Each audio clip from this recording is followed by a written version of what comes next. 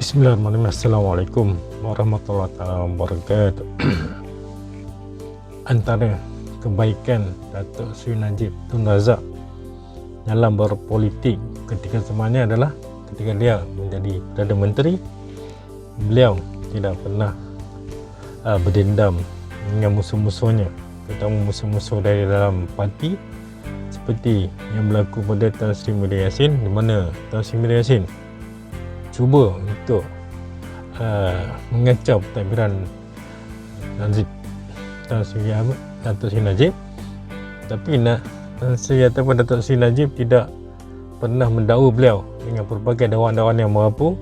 Apa yang Datuk Seri Najib buat ialah kick out from the cabinet dan dilantik orang baru untuk menggantikan tempat Muhyiddin Yassin tu. Kerana apa? Dia nak misi dia untuk negara. Jangan ganggu misi dia untuk negara. Dia sedang memacu negara ke satu arah yang agak laju, yang mendapat perhatian dunia ketika itu. Dan hari ini maka terbuktilah, inilah hasilnya bila Melayu bergaduh sesama Melayu, DAP yang dapat untung. Dan hari ini DAP kata apa? DAP kata inilah kedaulatan undang-undang, yang mananya sesungguhnya undang-undang ini betul. Maknanya ketika Datuk Seri Najib masuk dalam penjara, soalannya rakyat menyokong ataupun bersorak gembira. Rakyat mana sebenarnya? Itu adalah rakyat DAP. Rakyat DAP dan rakyat sekutu DAP yang hanya gembira melihat Najib Tun Razak. Dan ini sebenarnya telah merugikan umat Melayu. Sebenarnya kerana apa? Hanya Najib Tun Razak saja seorang yang mampu untuk menjawab segala tomahan dan juga fitnah-fitnah selama ini yang kita tak tahu pun. Najib buat itu, Najib buat ini. Dan bila Datuk Seri Najib menceritakan ataupun menjawab teman-teman tu, barulah kita terbuka minda. Oh, macam ni. Maksudnya hanya Datuk Seri Najib saja yang mampu menjawab semua persoalan-persoalan yang timbul daripada mulut-mulut puaka, daripada pihak-pihak DAP, PAN dan juga PKR. Dan hari ini mereka bersorak gembira kerana akhirnya Datuk Seri Najib pas akur dengan keadaan di mana beliau terpaksa masuk penjara selama 12 tahun. Sedih dan cukup menjadikan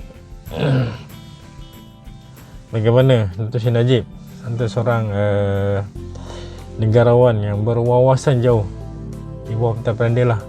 Adanya UTC, adanya RTC, di mana kita sebagai orang kampung dapat menikmati banyak benda daripada idea beliau. Dengan adanya RTC, UTC ni, orang-orang kampung dapat pergi ke pejabat kerajaan pada waktu-waktu malam, waktu jam minggu. Mana ada pernah seorang Perdana Menteri yang fikir, aku pun tak terfikir adanya idea seperti itu, yang akhirnya beri kebaikan bukan saja kepada rakyat, malah kepada pembangkang-pembangkang ni, yang mulut puaka ni kan, yang mengambil kesempatan di atas semua idea-idea Datuk Seri Najib ni. Dan juga idea beliau tentang klinik satu Malaysia, yang akhir kini klinik tersebut sudah menjadi suram, tidak seperti zaman Datuk Seri Najib. Klinik Malaysia ni menjadi satu ikon idea beliau yang banyak membantu orang-orang kampung dalam mendapatkan perkhidmatan kesihatan di tanah air kita ini.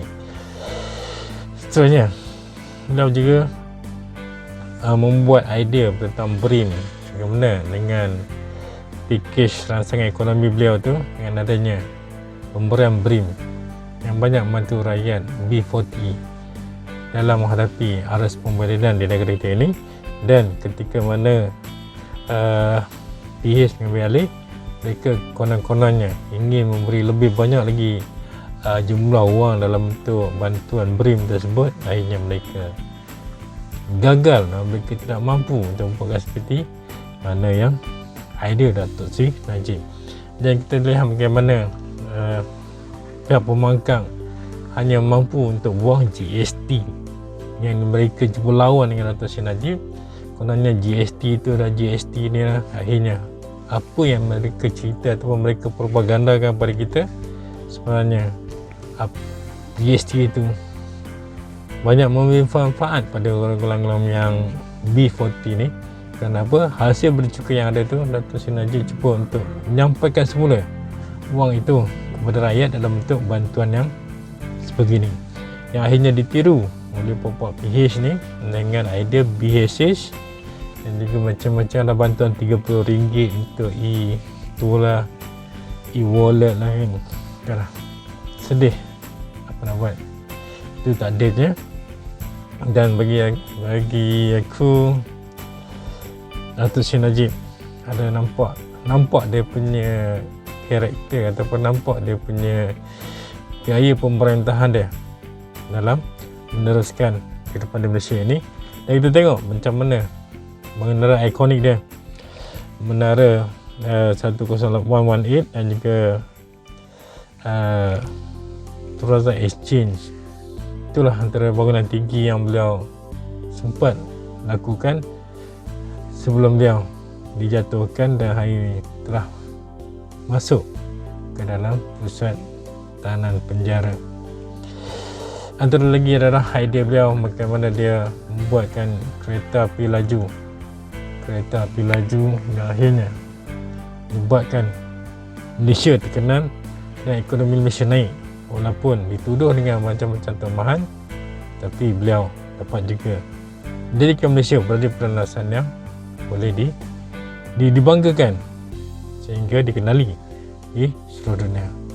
Semoga Datuk Seri Najib Razak tabah di dalam penjara, dan semoga kita umat Melayu dapat lihat bagaimana kita menang sorak, akhirnya kampung kita tergadai. Itulah yang berlaku sekarang, di mana kita bersorak menjatuhkan sahabat-sahabat kita, menjatuhkan rakan-rakan kita, akhirnya DAP yang membeli ataupun DAP yang bergembira dengan keadaan pergaduhan sesama kita ini yang tidak memberi apa-apa manfaat pada bangsa dan juga pada agama, menyebabkan kita sentiasa berpecah, sentiasa bergaduh, yang manfaatnya diambil ataupun dirasai oleh orang-orang lain daripada kaum puak-puak yang sentiasa melihat tanah ini untuk mereka kuasai sepenuhnya. Sebab apa? Mereka nampak jika Malaysia ataupun tanah Melayu ini dapat mereka kuasai, mereka akan ubah segala-galanya. Mereka akan ubah tentang agama, mereka akan ubah sistem pemerintahan dan semua yang mereka rasa mereka nak ubah. Kerana apa? Kerana mereka dah lama idam tanah ini. Tanah Melayu ini mereka dah lama idam kerana apa? Dia punya tempatnya strategik, kedudukannya strategik, yang pasti mereka ada ajandah lebih besar yang mana mereka lakukan di negara-negara Islam yang lain. So sedih. Ya Allah ya Tuhanku, ampunlah dosa-dosa Datuk Seri Najib Razak. Semoga beliau tabah di dalam penjara, dan semoga ada tangan-tangan daripada sahabat-sahabat yang akan hulur membantu beliau bila mana kita berjaya menguasai tampuk pemerintahan negara. Dan kepada Datuk Seri Ismail Sabri, janganlah terlalu bendur sangat. Ketika zaman PH dulu, berapa banyak mereka manipulasi undang-undang.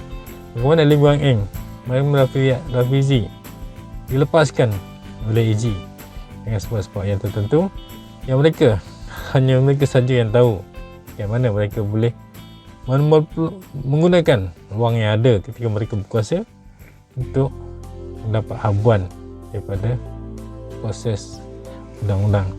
Sedih. Mungkin itu pada episode seterusnya. Assalamualaikum warahmatullahi wabarakatuh.